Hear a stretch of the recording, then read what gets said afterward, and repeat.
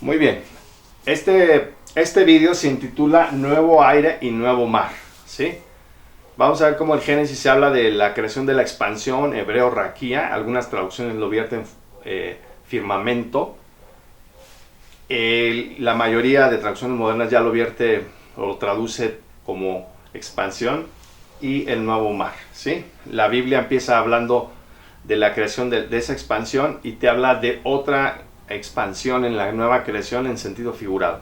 Y lo mismo te habla de la creación del mar físico, de los océanos, pero al final en Apocalipsis dice que ya no habrá más mar. ¿Qué significa esto? Bueno, vamos a ver, porque recuerda que la Santa Escritura inicia con la creación y termina con la nueva creación, pero inicia con aspectos literales, físicos, y termina con aspectos figurativos o de índole espiritual. ¿Ok? Bien. El aire físico es aquí creado en el Génesis, capítulo 1, Génesis 1, 6 al 8, y aquí te voy a citar la Biblia latinoamericana, ¿sí? Entonces dijo Dios, haya expansión en medio de las aguas y separa las aguas de las aguas. E hizo Dios la expansión y separó las aguas que estaban debajo de la expansión de las aguas que estaban sobre la expansión. Y fue así. Y llamó Dios a la expansión cielos, y fue la tarde y fue la mañana el segundo día. Vamos a suponer que esta es la expansión, este control remoto de esta televisión es la expansión. Y él te habla de las aguas que están arriba de la expansión y las que están debajo de la expansión. Entonces, de nuevo es un sándwich, ¿sí? Lo que está arriba, lo que está debajo, y en medio está la expansión, como si fuera la carne. Esta figura retórica la usa cientos de veces la Biblia, si no es que miles, ¿sí? La usa demasiado esta figura de sándwich. Ok, bien. Entonces aquí habla de la raquía. La palabra expansión en hebreo es raquía. La Vulgata Latina de Jerónimo la traducía como firmamentum, como algo firme, como un domo metálico. Ese era un concepto en la antigüedad, pero en el Génesis no estamos seguros si aunque algunas traducciones de la Biblia o Biblias de estudio explican que la palabra raquía se debe traducir firmamento, como algo firme de metal, como una bóveda. La realidad es que en hebreo es muy diferente, porque en hebreo se utiliza como algo, la palabra raquía significa batir o expander, ¿sí? Entonces, por eso le llaman la expansión. No solamente la Biblia latinoamericana, la traducción del Nuevo Mundo, también la traduce así, expansión. Y en inglés, algunas como la American Standard Version y otras, ¿no? O la Revised Standard Version, la versión normal revisada o la versión normal americana. Bien. El aire espiritual de la nueva creación. Vamos a ver. Fíjate lo que dice. ¿Cuál es el aire de la nueva creación? Aquí es un aire simbólico. Aquí ya no estamos hablando de una atmósfera, de una expansión física. Aquí hablamos de algo figurativo o simbólico. Efesios 2, 1 al 10 en la Biblia Latinoamérica. Y al ir leyendo este pasaje vas a entender a qué se refiere la Escritura con un aire o expansión simbólica, una atmósfera simbólica. Y Él os dio vida a vosotros, que estabais muertos en vuestros delitos y pecados, en los cuales anduvisteis en otro tiempo según la corriente de este mundo, conforme al príncipe, fíjate, de la potestad del aire, ¿sí? El príncipe de la potestad del aire, el espíritu que ahora opera en los hijos de la desobediencia. Potestad del aire, espíritu, entre los cuales también todos nosotros en otro tiempo vivíamos en las pasiones de nuestra carne, satisfaciendo los deseos de la carne y de la mente, y éramos por naturaleza hijos de la ira, lo mismo que los demás. Es decir, éramos reos de la ira divina, al igual que los demás, porque estábamos sujetos a la carne, ¿no? Cuando no estábamos convertidos, pudiera ser que estábamos en el alcoholismo, en la drogadicción, en la promiscuidad sexual, o estábamos siendo esclavos de nuestros propios deseos hacia las cosas materiales o al materialismo o a muchas otras cosas, ¿no? Entonces, Sin embargo, dice aquí que el aire está gobernado por el diablo, por Satanás. El aire, vamos a decir, el príncipe de la potestad del aire. Ahorita voy a explicar qué significa eso. Vamos a seguir leyendo aquí Efesios. Pero Dios, que es rico en misericordia, por causa del gran amor con que nos amó, aun cuando estábamos muertos en nuestros delitos, nos dio vida juntamente con Cristo. Fíjate, aquí estábamos muertos, pero luego se nos da vida. Ahí viene la antítesis. Primero estamos muertos y luego se nos da vida. Ahí hay un giro de los acontecimientos, ¿sí? Estábamos muertos como Jesús en el madero, pero después se nos dio resurrección como a Jesús, ¿sí? Y dice, por gracia habéis sido salvados, y con Él nos resucitó, y con Él nos sentó en lugares celestiales en Cristo Jesús, a fin de mostrar en los siglos venideros las sobreabundantes riquezas de su gracia o de su bondad no merecida, ¿sí? Por su bondad para con nosotros en Cristo Jesús, porque por gracia habéis sido salvados por medio de la fe, y esto no de vosotros, sino que es don de Dios, no por obras para que nadie se gloríe, porque somos hechura suya, creados en Cristo Jesús, para hacer buenas obras, las cuales Dios preparó de antemano para que anduviéramos en ellas. Entonces aquí se habla de una conversión del individuo. Vamos a suponer que aquí está éramos creación, y aquí somos nueva creación. Aquí éramos, seguíamos el ejemplo de Adán, del primer Adán, pero aquí se nos revivificó, se nos resucitó para imitar al último Adán, que es el Mesías. Y entonces se nos resucitó y se nos sentó en los lugares celestiales con Cristo. Eso significa que el cristiano va a reinar con Cristo. El cristiano realmente convertido, que se ha convertido en una nueva creación, va a reinar con Cristo, ¿sí? Entonces, aquí no habla de una esperanza terrestre. Por supuesto que el resto de la humanidad va a vivir en la tierra, pero Jesús va a gobernar con sus santos, como dice el profeta Daniel capítulo 7, y como dice todo el Nuevo Testamento. Entonces la esperanza del cristiano en la congregación cristiana es la esperanza de sentarse en lugares celestiales con Cristo Jesús para poder gobernar a la humanidad en una tierra restaurada cuando sea una realidad el reino mesiánico y la nueva creación. Porque por gracia habéis sido salvados, ¿ok? Y es por medio de la fe. Gracia significa bondad que no merecemos. Algunos grupos religiosos, como los Testigos de Jehová, afirman que entre más estés trabajando y produciendo para la organización de los Testigos de Jehová, más asegura supuestamente tu salvación. Pero la salvación no se logra por medio de obras, ¿sí? Sino es un don de Dios, es un regalo de Dios por nuestra fe en Jesús, y es por gracia, es decir, por bondad que no merecemos. Entonces no podemos decir que es por obras, ¿ok? Bien, entonces dice, porque somos hechura suya, somos su creación, somos su nueva creación, los cuales para hacer buenas obras, las cuales Dios preparó de antemano que anduviéramos en ellas. Bien, entonces aquí éramos creación, ahora aquí somos nueva creación, pero observa esta situación, ¿sí? Aquí éramos dueños conforme al príncipe de la potestad del aire, el espíritu que ahora opera en los hijos de la desobediencia, o en los que se practican la desobediencia. Acuérdate que Adán y Eva practicaron la desobediencia. Ellos fueron hijos de la desobediencia. Pero aquí se nos dice que nosotros éramos hijos de la ira, ¿sí? Éramos reos de la ira divina, sujetos a muerte, a la pena capital, como lo fueron Adán y Eva, y expulsados del Edén porque practicábamos la injusticia, ¿sí?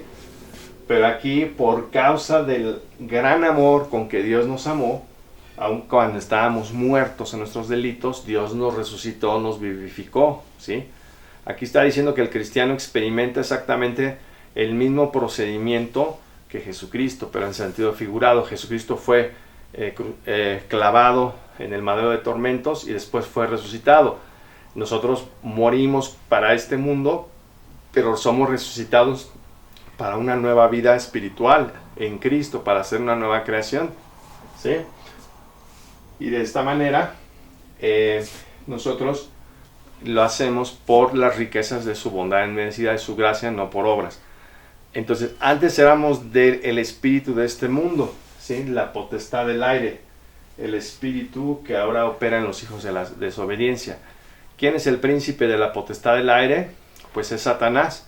¿Y a qué se refiere con el aire? No se refiere al aire físico, ¿sí?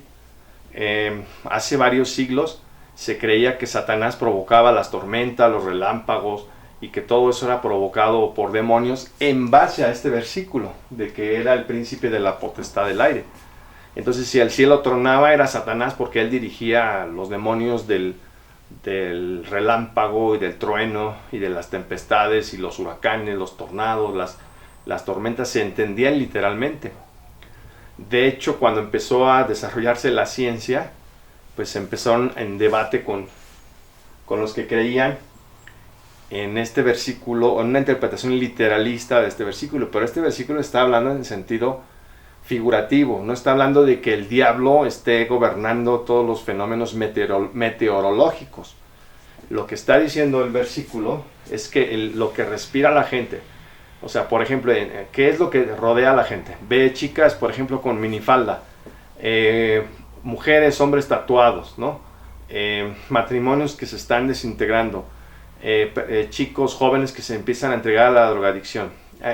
¿Qué es lo que vive la gente en este mundo? Generalmente lo que ve en los medios de comunicación, lo que ve en las redes sociales, ¿sí? Lo que le llega de afuera. La gente, dice el filósofo español Ortega y Gasset, no vive, es vivida, y es vivida desde afuera. Entonces ese aire que respira la gente el espiritual, no literal, no meteorológico, sino espiritual, las modas de este mundo, ¿sí? La forma en que se comporta la gente, es como un aire que está omnipresente por todas partes, ¿sí? Es el aire del egoísmo, del yo primero, de practicar lo que desagrada a Dios, practicar las obras de la desobediencia, ¿sí?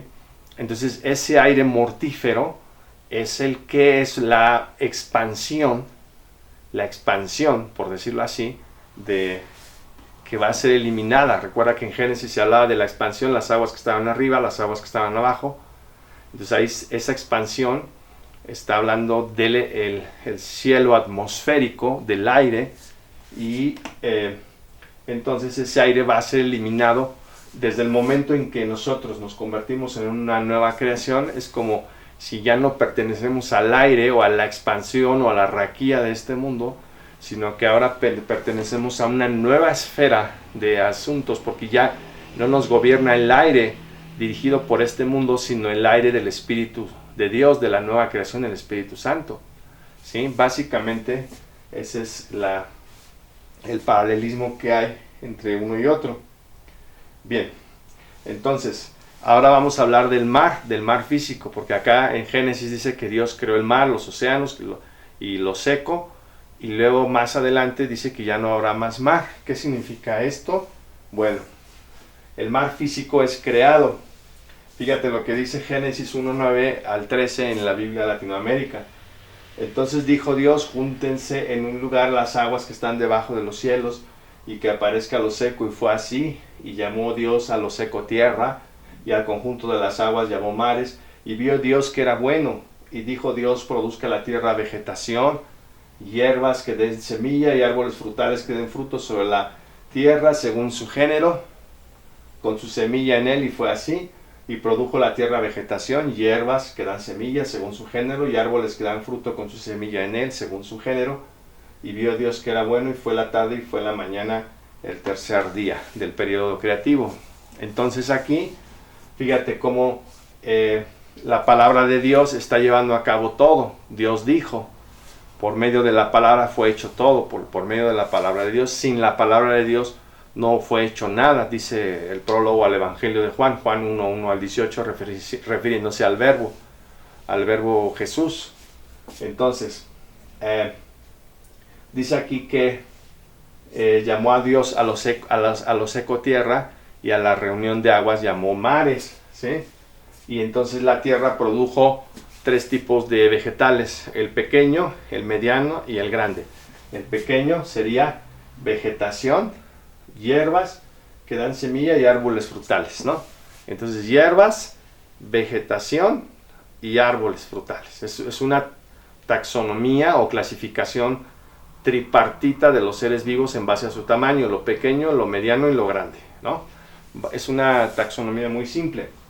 Bien, entonces dice que tenían semilla, y esto fue en el tercer día o el periodo creativo. Entonces, ¿qué significa cuando la Biblia dice y el mar ya no existe? Y vi un nuevo cielo y una nueva tierra, porque el primer cielo y la primera tierra pasaron y el mar ya no existe. Apocalipsis 21:1, Biblia de las Américas. ¿Qué significa? ¿Por qué dice que el mar ya no existe en la nueva creación? ¿Significa que el planeta va a dejar de tener océanos? Bueno, ahí el mar se refiere otra vez en sentido simbólico, así como la expansión. Está hablando de algo simbólico, del aire mortífero de este mundo, en sentido espiritual, en sentido moral, ¿sí? En sentido figurativo. Así también el mar es espiritual, moral, figurativo. Fíjate lo que dice aquí Isaías 57, 20, 21. Pero los impíos son como el mar en tempestad, que no puede estarse quieto, y sus aguas arrojan cieno y lodo. No hay paz, dijo mi Dios, para los impíos. Entonces, aquí puedes ver, los impíos son como el mar en tempestad. Las masas de la humanidad, dirigidas por el aire de los demonios y del diablo, en sentido espiritual, son los que producen este mar agitado, y por eso arrojan cieno y lodo, ¿sí? Si has visto cómo el mar, cuando hay mar de fondo, en la playa, el mar está embravecido y empieza a arrojar lodo y cieno e incluso peces muertos. Eso es lo que está diciendo aquí, ¿no? Así son los impíos, la gente apartada de Dios en los simbolismos bíblicos. A eso se refiere, ¿sí? Entonces, este mar va a dejar de existir. Este mar embravecido, impulsado por los vientos de Satanás y sus demonios, y del espíritu del egoísmo y del primer Adán, va a dejar de existir, ¿sí? Entonces, el mar es símbolo de las masas agitadas de la humanidad, agitadas por el diablo y sus demonios. Vamos a ver lo que dice aquí este otro pasaje. Jeremías 49, 23, dice así: en cuanto a Damasco, Hamat y Arfad fueron avergonzadas porque oyeron malas noticias. Se derritieron en un mar de ansiedad que no puede sosegarse. ¿Y cómo está la humanidad? ¿Cómo se encuentra la humanidad hoy en día? Está en un mar de ansiedad que no se puede sosegar, ¿sí? La gente vive con el Jesús en la boca, por decirlo así, por los secuestros, los asaltos, el cáncer, las pandemias, las enfermedades. Ahorita están quebrando varios bancos en varias partes del mundo. En fin, a diario estamos viendo cosas que están provocando ansiedad, una tremenda ansiedad en la humanidad, y esa ansiedad no puede sosegarse. Nos levantamos con ansiedad, nos dormimos con ansiedad, por diferentes razones que pasan a nivel local o en nuestra población, o en la ciudad, o en nuestro país, o a nivel mundial. Entonces, esto es precisamente lo que va a ser eliminado. Las fieras ondas del mar, dice aquí, ¿verdad? Judas 2:4, porque algunos hombres han entrado encubiertamente en la congregación cristiana, hombres impíos que son fieras ondas del mar que espuman su propia vergüenza. Judas, versículo 13. Entonces, estos hombres impíos son precisamente como fieras ondas del mar que espuman su propia vergüenza. Cuando tú perteneces a una secta como los Testigos de Jehová, o los Adventistas, o los Mormones, o incluso la Iglesia Católica, pudieras ser víctima de este tipo de hombres, ¿sí? Fieras ondas del mar que espuman su propia vergüenza, porque la mayoría de personas que fundaron las religiones, de las religiones organizadas, son personas que se introdujeron y que están manipulando y explotando a la feligresía. Entonces se las denomina fieras ondas del mar que espuman su propia vergüenza, ¿sí? O como piedras escondidas bajo el mar. Entonces todo este mar de maldad, de impiedad, va a ser eliminado, ¿sí? Sea como fuere. La gran ramera se sienta sobre muchas aguas. Aquí puedes ver la gran ramera que está sobre la bestia salvaje de color escarlata y está sentada sobre muchas aguas, dice Apocalipsis 17:15. Y él me dice, las aguas que has visto donde la ramera se sienta son pueblos y muchedumbres y naciones y lenguas, ¿sí? Entonces, son pueblos, muchedumbres, naciones y lenguas. La población en general se le simboliza como aguas, y de hecho la bestia salvaje de color escarlata y las bestias salvajes simbólicas que ve Daniel en el capítulo 7, el profeta Daniel, la mayoría sale del mar, y el mar, como ya vimos, es el mar de olas, de impiedad, de maldad, que está impulsado por Satanás y sus demonios. Entonces, algunas de estas bestias también en Apocalipsis 13 emergen o salen del mar de las muchedumbres, de los pueblos, naciones y lenguas, ¿sí? Entonces dice aquí, me paré sobre la arena del mar y vi subir del mar una bestia que tenía 7 cabezas, es Apocalipsis 13, y 10 cuernos. Fíjate, dice, me paré sobre la arena del mar y vi subir del mar, ¿sí? Una bestia que tenía 7 cabezas y 10 cuernos. En sus cuernos tenía 10 diademas y sobre sus cabezas nombres de blasfemia. La bestia que viera semejante a un leopardo, sus pies como uno de oso y su boca como una boca de león. El dragón les dio su poder, su trono y gran autoridad. Vi a una de esas cabezas como herida de muerte, pero su herida mortal fue sanada. Toda la tierra se maravilló en pos de la bestia y adoraron al dragón que había dado autoridad a la bestia. Y adoraron a la bestia diciendo, ¿quién como la bestia y quién podrá luchar contra ella? Entonces fíjate, esta bestia tenía 7 cabezas, 10 cuernos y además nombres blasfemos. La bestia que viera semejante a un leopardo, sus pies eran como de un oso y su boca como de león. Aquí es la unión de todas las bestias que explica Daniel capítulo 7. En Daniel capítulo 7 el león es Babilonia, el leopardo es Medo-Persia, ¿verdad? Y en este caso, el oso es Medo-Persia y el leopardo sería el imperio alejandrino de Grecia, ¿no? Entonces repito, aquí el león sería Babilonia, el oso sería Medo-Persia y el leopardo con alas, con 4 alas, vendría siendo precisamente el imperio de Alejandro Magno, el imperio macedónico con Grecia, ¿no? Entonces, esta bestia que ve aquí el apóstol Juan en Apocalipsis 3 es la reunión de todas esas bestias salvajes, y dice que el dragón, o sea Satanás, le da su poder y su autoridad, porque acuérdate cuando en Mateo capítulo 4 y Lucas capítulo 4, cuando Satanás tienta a Jesús, le ofrece todos los reinos del mundo y dice que a él tiene la autoridad y les da su gloria y su poder a estos reinos.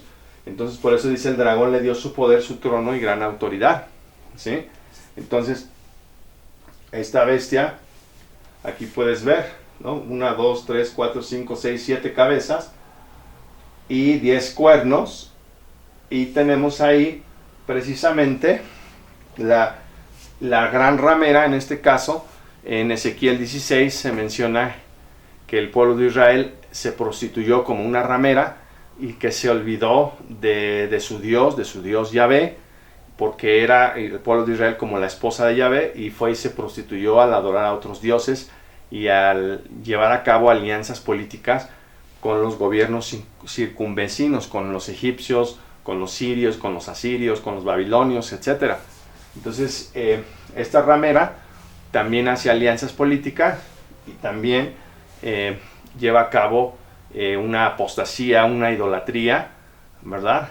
Y eso es, y ya las bestias salvajes, pues estamos hablando de poderes políticos, generalmente de imperios, Entonces aquí estamos hablando de la unión entre la religión y el Estado, de la unión entre la religión y la política. ¿Ok? Bien. Pero todo esto sale del mar agitado. ¿Ok? Aquí tenemos la bestia que sale del mar simbólico, de 7 cabezas y 10 cuernos. Y aquí tenemos el oso, que es Medo-Persia. Aquí tenemos el leopardo, que es Grecia o el Imperio Macedónico. Y aquí tenemos el león. Bueno, aquí no se ve el león. Pero primero es el león, que es Babilonia. Luego el oso, que es Medo-Persia. Luego el leopardo, que es Grecia o el Imperio de Alejandro Magno. Y luego la bestia monstruosa, que es el Imperio Romano. Entonces esto está en el libro de Daniel capítulo 7 y esto en Apocalipsis capítulo 13. Y arriba ve todos los gobiernos del mundo y ve cómo todo emerge del mar. Entonces ese mar es el que ya no va a existir. Fíjate cómo en Génesis se habla de nuevo de algo físico y en Apocalipsis se habla de algo figurativo, de algo netamente espiritual. Por eso aquí es creación física y acá es nueva creación en sentido figurativo, en sentido espiritual. ¿Ok? Y aquí se habla de nuevos vegetales. ¿Ok?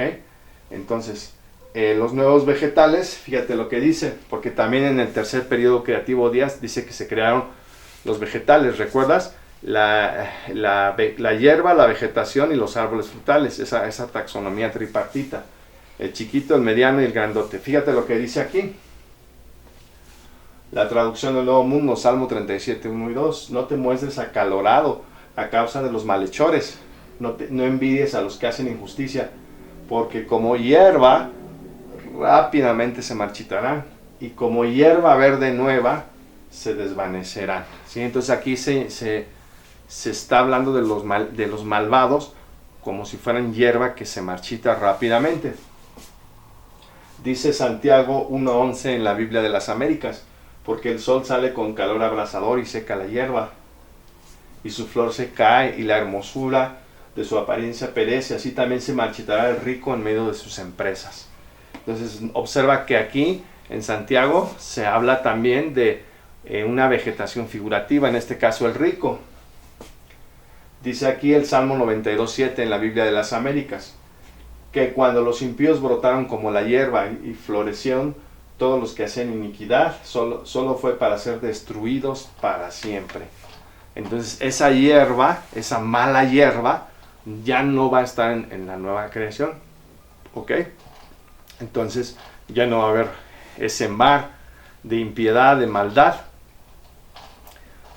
de arrogancia, de potencias políticas, de rameras religiosas, de individuos que se comportan como manipuladores en grupos religiosos, etc. Ya no van a existir. ¿Ok? Entonces desde ese punto de vista se habla de los elementos físicos de Génesis se convierten en elementos espirituales en el resto de la Biblia y particularmente en el libro de Apocalipsis. Bien, pues aquí dejamos este video. El siguiente te voy a hablar de este otro tema precisamente que se llama las nuevas lumbreras, ¿sí? Las nuevas lumbreras, el nuevo sol y la nueva luna, porque aquí ya entramos al cuarto periodo creativo de Génesis y vamos a ver cómo se habla de ahora otra clasificación tripartita: el sol, la luna y las estrellas. Ahora el grandote, luego el mediano, luego el chiquito. ¿Y qué es a qué se refiere eso en la nueva creación, verdad? No te lo pierdas porque va a estar muy interesante. Acuérdate que la luz envuelve a todo el relato bíblico de principio a fin. Se habla de la luz al inicio, se habla de la luz al final y vamos a ver en qué sentido, ¿vale? No te pierdas en el siguiente vídeo.